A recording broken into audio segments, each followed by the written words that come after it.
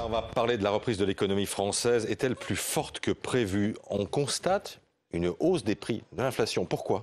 Pourquoi? Vous avez des restaurateurs, vous avez des tours opérateurs qui ont été complètement rincés pendant des mois, honnêtement, pour beaucoup d'entre eux. En face, il y a une demande qui revient massivement. La tentation d'augmenter les prix, elle est réelle. Il n'y a pas encore de chiffres statistiques INSEE.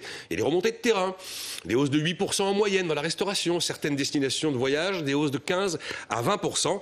Et alors, on constate aussi un autre phénomène de hausse des prix, mais ça, on le connaît, c'est les prix des matières premières qui repartent à la hausse. Et notamment, les denrées alimentaires. Les industriels, d'ailleurs, disent attention, préparez-vous.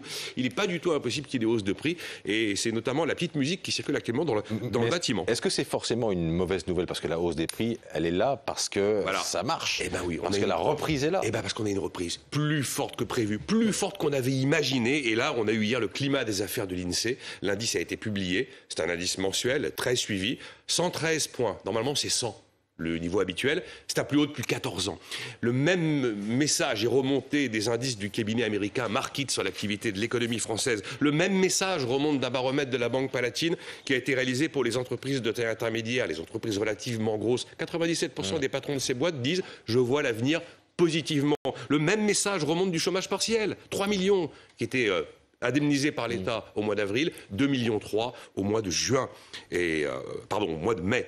Et puis également, même message finalement avec cette nouvelle qui n'est pas très bonne, mais les difficultés de recrutement. Mais ça veut dire qu'il y a du boulot et que les boîtes veulent recruter. Donc oui, on n'a que des éléments de reprise. Mais comment se fait-il, Nicolas, qu'on ait finalement assez collectivement sous-estimé la reprise? Parce qu'en fait, ce qu'on appelle une crise économique, c'est pas une crise économique. Ce qu'on a appelé une récession, c'est pas une vraie récession. La dynamique normale, habituelle, fondamentale de l'économie n'a pas été attaquée. Non, c'est à l'Élysée où on fait off. On met l'économie sous cloche, décision politique pour préserver les hôpitaux de la saturation des lits de réanimation. Mais donc, c'est pas une crise classique. Seulement, on l'a jamais vécu dans notre vie. C'est la première fois. C'était difficile d'estimer les effets et les conséquences. On se rend compte que dès qu'on rouvre, ça repart.